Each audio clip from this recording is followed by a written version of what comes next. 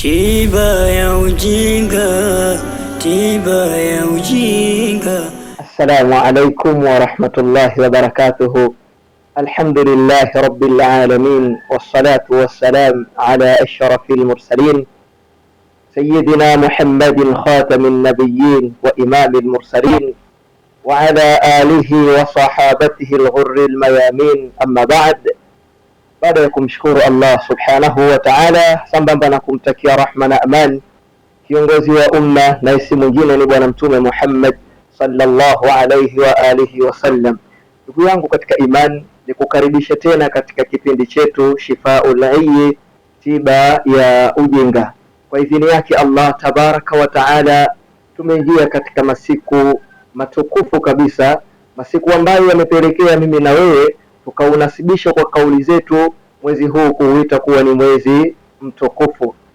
Taban, ndugu yangu katika imani, leo tutaelezea umuhimu na fadhila zinazopatikana katika masiku haya 10 matukufu. Inshallah baada ya hapo tutaangazia Waislamu mbalimbali ambao wanaopaswa kujipamba katika kutafuta kheri zilizomo ndani ya masiku haya matukufu. Allah subhanahu wa ta'ala anasema katika Qur'an, inna anzalnahu fi laylatil qadri wama adraka ma laylatul qadri laylatul qadri khayrun min alf shahr tanazzalu almalaikatu warruhu fiha biidhni rabbihim min kulli amrin salamun hiya hatta matla'il fajr. Ndugu yangu katika imani, twende pamoja katika kuitafuta maana ya maneno haya yaliyomo ndani ya kitabu kitukufu cha Qur'an. Allah anaanza kwa kusema, hakika tumeiteremsha Qur'ani katika usiku wa cheo. Na kitu gani kitakachoweza kukutambulisha huo usiku wa cheo?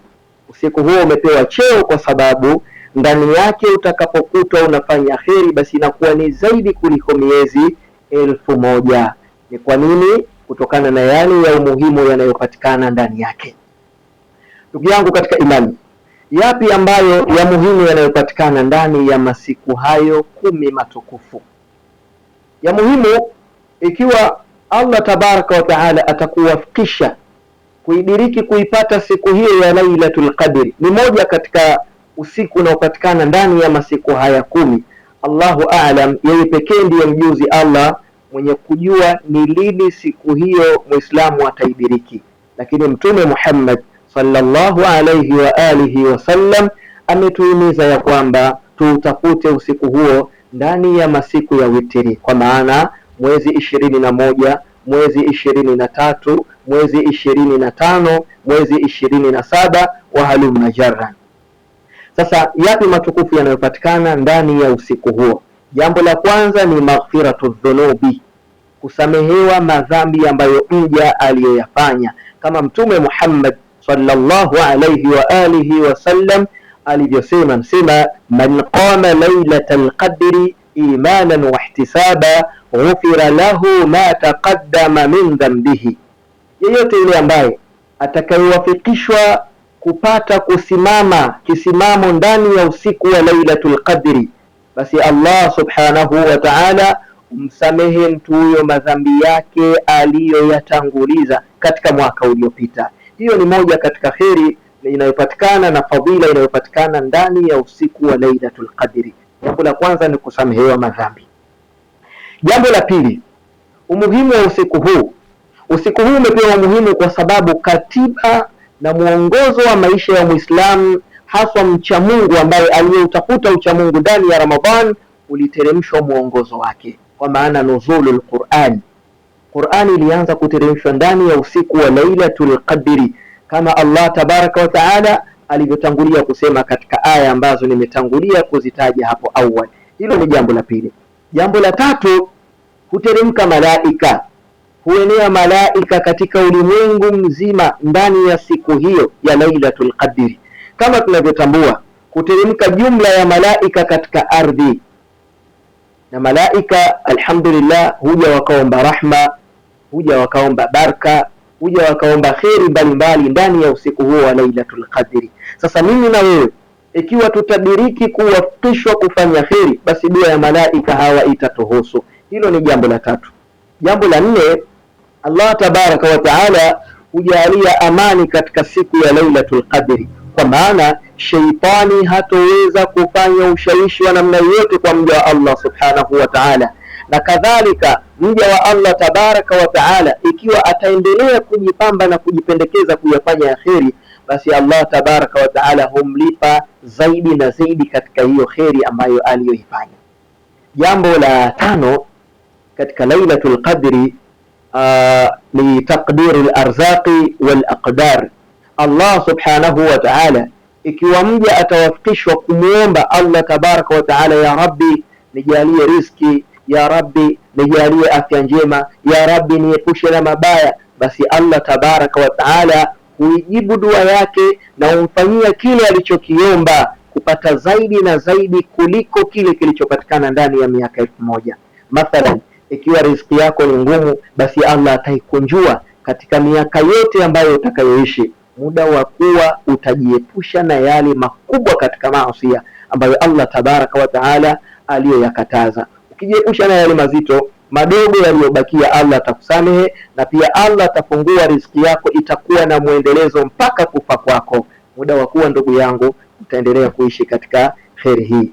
Na jambo la mwisho ni mahimizo ya Bwana Mtume Muhammad sallallahu alayhi wa alihi wasallam, haswa katika swala hili la Lailatul Qadri, na kwamba tudumu nayo kuitafuta katika masiku yale ya witri. Kwa hivyo ndugu yangu katika imani, tutosheke na mambo haya 6 na tufahamu umuhimu ndani ya usiku wa Lailatul Qadri, ili tuweze kuupa nafasi kubwa usiku huu. Tuamke, tufanye khairati mbalimbali, tufanye azkari.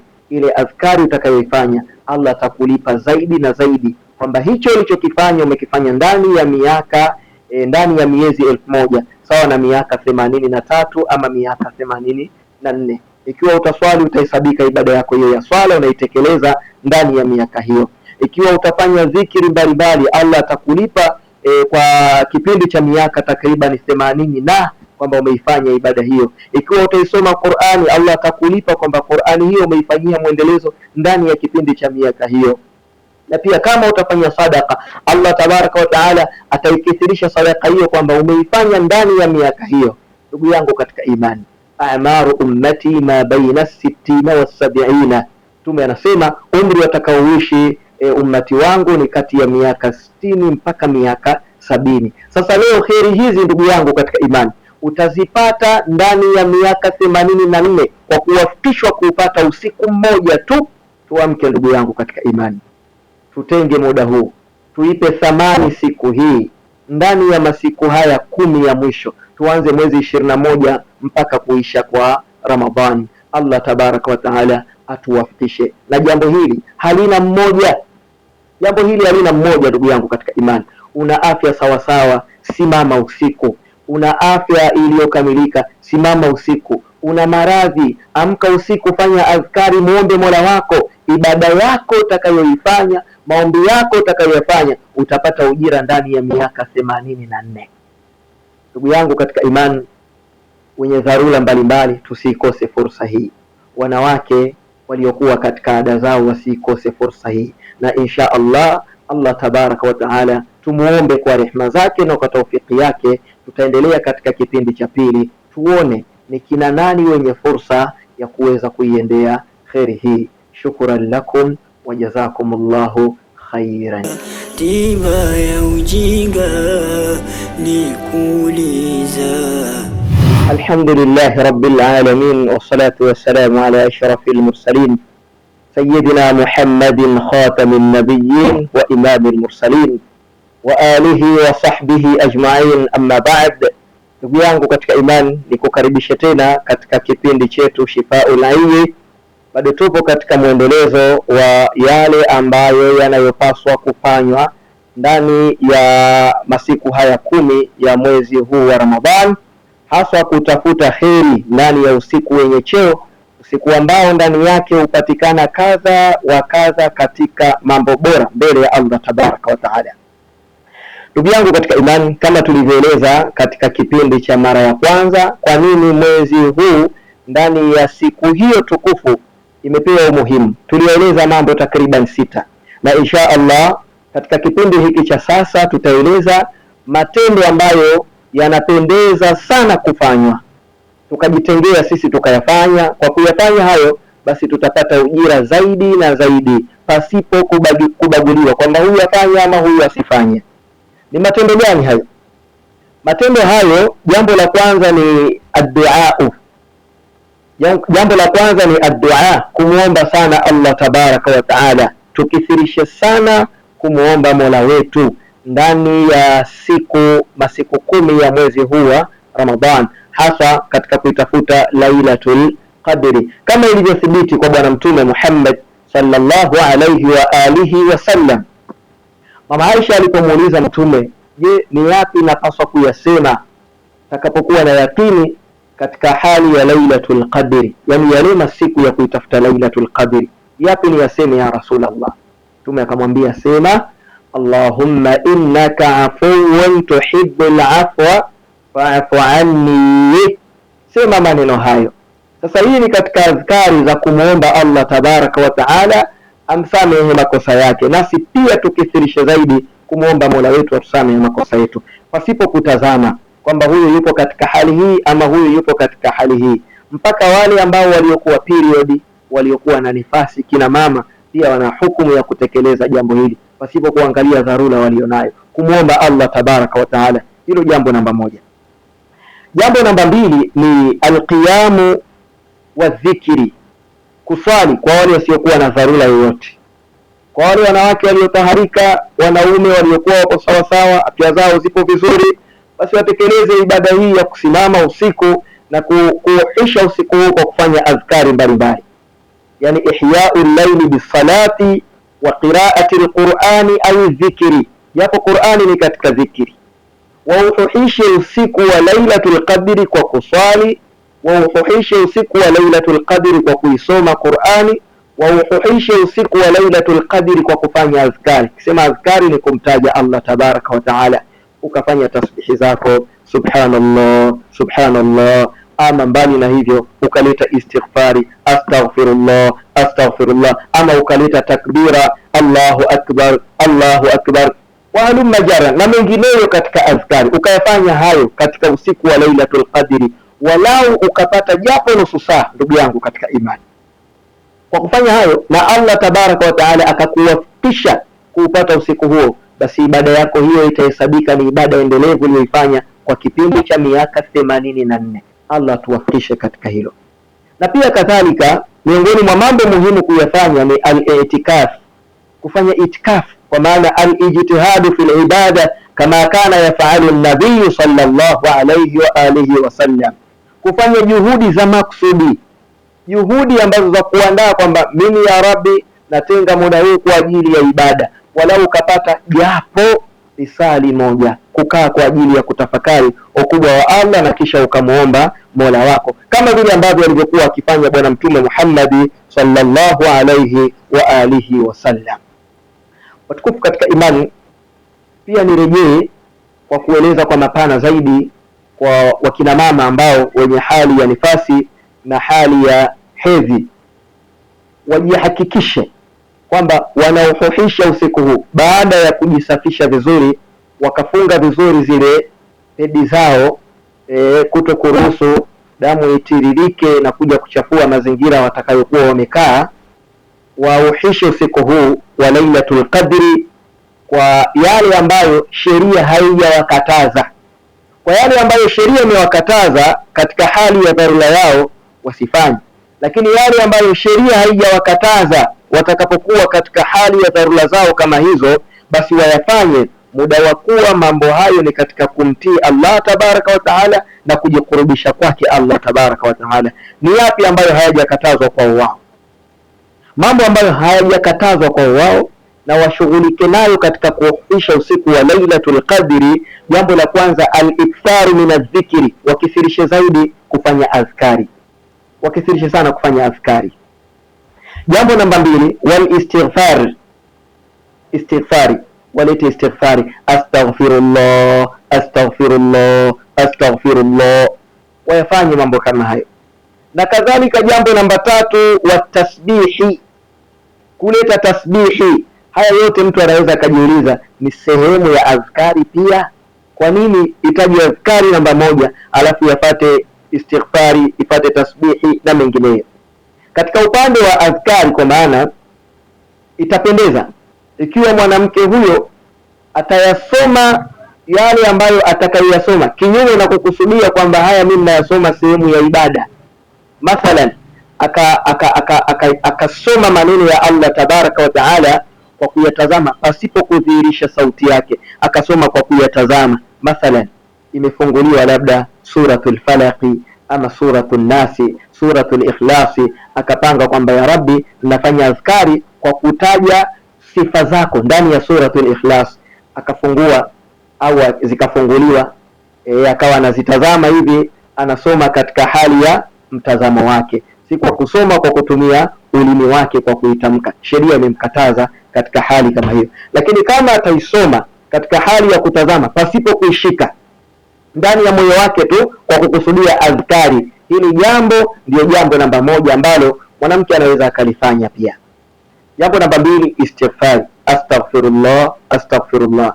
Jambo namba 3, watasbihi, kuleta tasbihi. Jambo namba 4, watahlili, kuleta tahlili. Tahlili nimekusema la ilaha illa Allah, la ilaha illa Allah. Ewe mama uliyekuwa katika hali ya nifasi, ewe mama uliyekuwa katika hali ya period, hakuna ubaya kulifanya hilo. Jambo namba 5, watakbir, Allahu akbar Allahu akbar Allahu akbar, ukaleta hizo takbira. Na jambo namba 6 ni as-salatu ala nabii sallallahu alayhi wa alihi wasallam, kumsalia mtume. Allahumma salli ala Muhammad, ya Rabbi salli alayhi wasallam. Ukayafanya mambo hayo katika usiku huu kuanzia mwezi 21 mpaka mwisho wa Ramadhan, ukafanya hivyo, laalla Allah tabaraka wa taala akakuruzuku kuidiriki siku ya Lailatul Qadri, pasipo wewe mwenyewe kusema nipo katika hali ya periodi, siwezi kulifanya jambo hili, siwezi. Sheria imekuruhusu kuyafanya mambo hayo, hakuna ubaya. Jambo namba 7 ni at-tasadduq, kufanya sadaqa, kutoa sadaqa. Kithirishe kufanya sadaqa wa mama mliokuwa katika hali hiyo ya nifasi ama hali ya hedhi. Jambo namba 8, ad-du'a bil ma'thuri wa ghairihi, kukithirisha dua ambazo zimethibiti zilizokuja kutoka kwa Bwana Mtume Muhammad sallallahu alayhi wa alihi wasallam, kama ile Allahumma innaka afuwan tuhibbul afwa fa'fu anna, na nyinginezo katika dua ambazo wewe utakazokwenda kuzisoma. Jambo namba 9 ni wasamau alquran, kuisikiliza Qur'an, wal insat ilayhi, na kutulizana, kupatikana ule utulivu, kukaa kimya katika kuisikiliza Qur'an. Ukaamka usiku ukaifungua redio yako, kama una CD yako, una flash yako, ukaweka ukaiwasha, ikawa inasoma Qur'ani, ukatulizana kuisikiliza ndani ya usiku huo. Allah tabaraka wa taala atakupa fadhila za kuisikiliza Qur'ani kwa kipindi cha miaka hiyo. Jambo la mwisho, kama tulivyoeleza mara ya kwanza kwamba kuisoma adhkari kwa kuto kuikusudia Qur'an, kusoma katika hali ya kukusudia adhkari pasipo kutingisha ulimi, bali kwa kuitazama. Kama ipo nyumbani kwako imeandikwa sehemu, basi yawezekana ukaisoma kwa kuitazama, ukairejea ndani ya moyo wako. Lakini kikubwa zaidi, da ma yaribuka ila ma la yaribuka. Nafsi yako itakapokuwa ina mashaka katika hilo, basi liache. Lakini ikiwa nafsi yako haina mashaka, liende. Lakini almuhimma katika haya mengine yaliyobakia haina shida ya namna yote. Ila kama nafsi yako ina wasiwasi ya kwamba nisome Qur'an kwa kuikusudia adhkari, hii hapana, mimi sitaweza kuifanya, lakini haya mengine nitayafanya. Hilo ndugu yangu katika imani, hapana ubaya. Kubwa mama wa Kiislamu, kithirisha istighfari, kithirisha tasbihi, kithirisha tahalili, kithirisha takbira, kithirisha kumswalia mtume, kithirisha sadaqa, kithirisha dua katika kipindi hicho. Na hasa pia vile vile ukakithirisha wema zaidi katika kufanya huduma za nyumbani, hasa kwa wale ndugu zetu ama familia ya wale ambao waliofunga, ukakithirisha zaidi kuhudumia, hasa maandalizi ya daku kwa usiku kama huo. Allah tabaraka wa taala atakulipa. Kitu gani tena kingine tunachokihitaji? Tuhisha usiku huu wa Lailatul Qadri, waliokuwa period, waliokuwa nifasi, waliokuwa wazima, tupate muda, tulale, tuamke usiku, tujipendekeze na sunna mbalimbali. Si lazima kuswali tu pekee. Kile ambacho kitakachowezekana kwako wewe kifanye ndani ya usiku huo, walau ukapata hata dakika 10 ukalifanya jambo hilo, basi Allah tabaraka wa taala atakulipa kwamba umeifanya ibada hiyo kwa kipindi cha miaka 84 pasipo kuacha, ama miaka 83 pasipo kuacha. Allah tufanyie wepesi. Ndugu yangu katika imani, tumwombe Allah tabaraka wa taala ayafanye haya yawe miongoni mwa mambo ambayo sisi ni wenye kuyasikiliza, na pia tumwombe Allah atupe taufiki ya kuyafanyia kazi. Ila huna yakfi wala afa minkum. Wassalamu alaikum wa rahmatullahi wa barakatuhu. Shukran lakum wa jazakumullahu khairan. Tiba ya ujinga ni kuuliza.